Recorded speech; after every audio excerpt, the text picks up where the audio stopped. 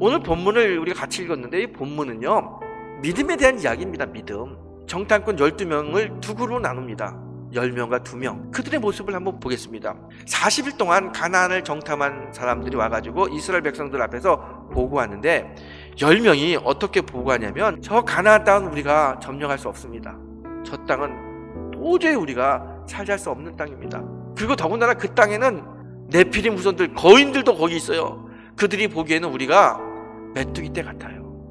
빨리 포기하고 다른 살 길을 찾아야 됩니다. 이렇게 보고해요. 절망적으로, 부정적으로 보고하는 걸 봅니다.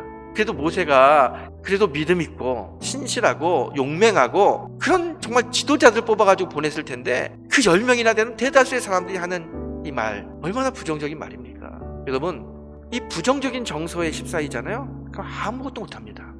그래서 항상 성도가 조심해야 될 건 뭐냐면, 내 마음의 정서가 부정적인 정서로 휩싸이지 않도록 늘 우리가 자기 자신을 잘 살펴봐야 됩니다. 그런데 같이 갔던 여호수아와 갈렙은 전혀 다르게 이야기합니다. 여호수아와 갈렙이 뭐라고 하냐면, 이 땅을 차지하자, 능히 우리가 이길 수 있다, 가질 수 있다는 거예요.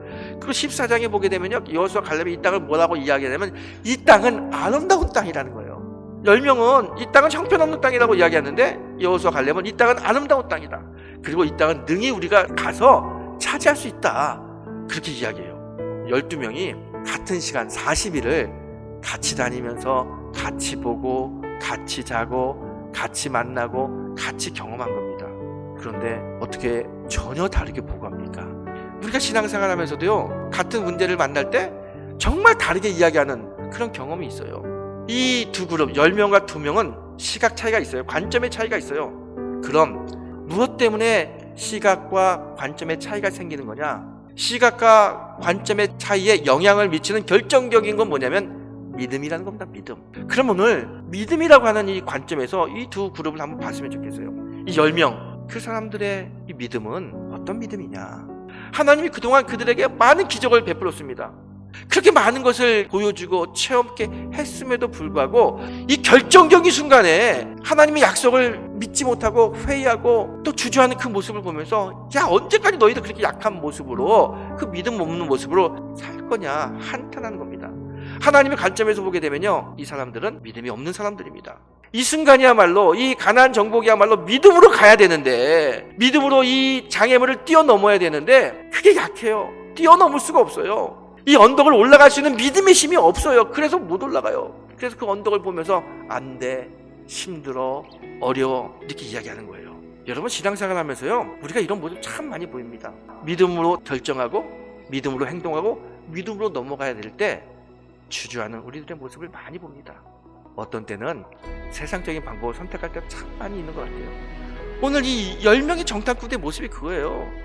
믿음 가지고 보고해야 되는데 그렇게 보고 못해요. 세상의 환경을 봐요.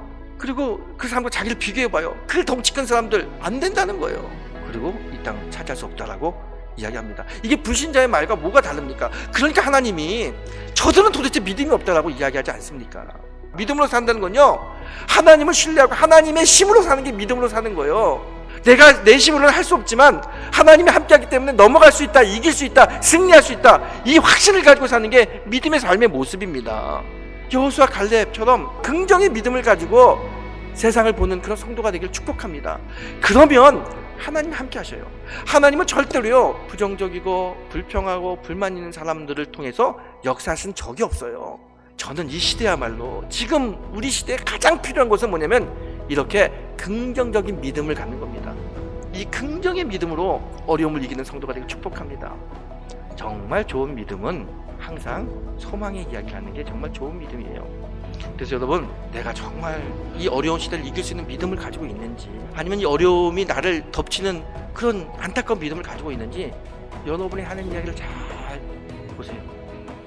그 말이 참 중요합니다. 안 된다, 힘들다, 어렵다, 말대로 됩니다. 우리는요, 혀에 권세가 있다는 걸 알아야 되는 거예요. 소망의 신앙, 긍정의 믿음을 가지고 있는 사람들이 역사를 이루어 나가는 거예요. 이 시대에 많은 사람들이 필요한데, 정말 하나님 필요한 사람은요, 긍정적인 믿음을 가지고 있는 사람입니다. 두려워하지 마십시오. 하나님이 함께한다는 긍정의 믿음과 소망의 믿음을 가지고 어려움을 이겨내고 날마다 하나님께 영광 돌리는 귀하고 복된 승리의 성도가 되시기를 주님의 이름으로 축원합니다.